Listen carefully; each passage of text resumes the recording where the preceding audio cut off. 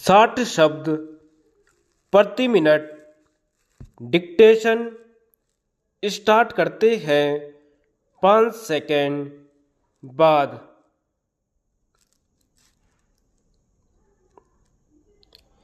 इस देश में कई भाषाएं बोली जाती हैं।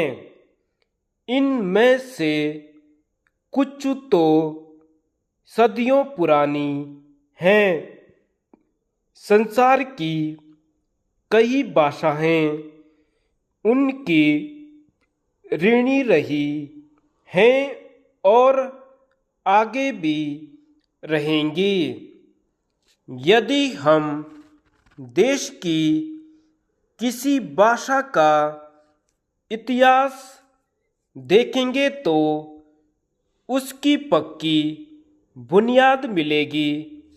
सदियों पुराना उसका साहित्य मिलेगा, उसकी अनेक खूबियाँ मिलेगी। अतः किसी एक भाषा को या उसके साहित्य को दृष्टि में रखते हुए कोई यह न समझे कि यह भाषा किसी छोटे से समाज की भाषा रही है। जब एक भाषा दूसरी भाषा की सहयोगी होती है तभी भाषाएं समृद्ध हो सकती हैं। यह इस नियम का सूचक है कि इस देश की भाषाओं में आपस में घनिष्ठता रही है। वे एक दूसरी की शोषक नहीं, पोषक हैं। ऐसा ही हम समाजों के लिए भी कह सकते हैं। अलग रास्तों से जाते हुए भी सबकी मंजिल एक है। इन भाषाओं ने एक दूसरे को अपार साहित्य दिया है और उसको समृद्ध किया है। यह समझना होगा कि वास्तव में भाषाएं संसार के लोगों को निकट ला सकती हैं। मुझे दुख के साथ कहना पड़ता है कि यहाँ के लोग ऐसा नहीं समझते। अतः भाषा के विकास के लिए हमें एक दूसरे को सहयोग देना है। उसके लिए इरादा पक्का हो तो मंजिल तक पहुंचना मुश्किल नहीं है। चाहे रास्ते में अनेक रोड़े आएं, मगर यह उस समय तक नहीं हो सकता है जब तक कि आप सबका सहयोग इस काम में न मिले।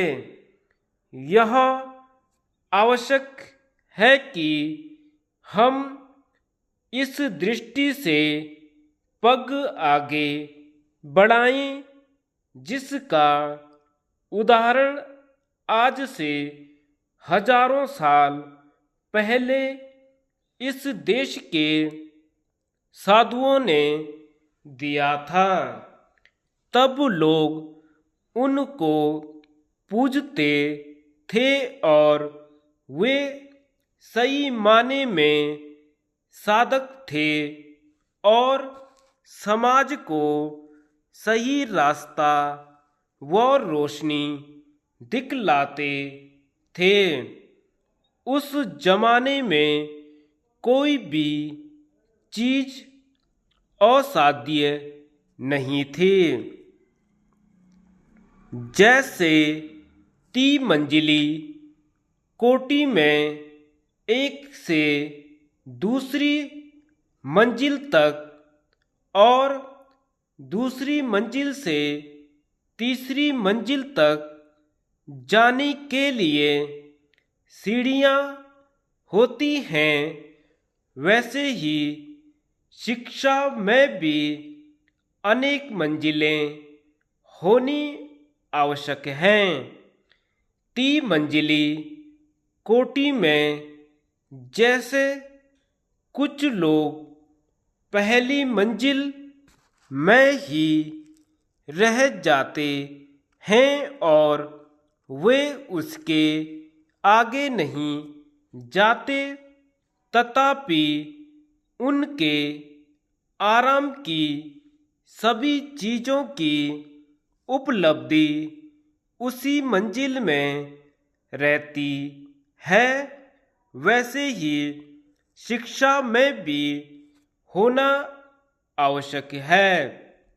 हमको यह समझ लेना है कि कुछ लोग शिक्षा की पहली मंजिल में ही रह जाएंगे, कुछ लोग दूसरी मंजिल तक पहुंच पाएंगे और तीसरी मंजिल तक थोड़े से लोग ही पहुंच सकेंगे।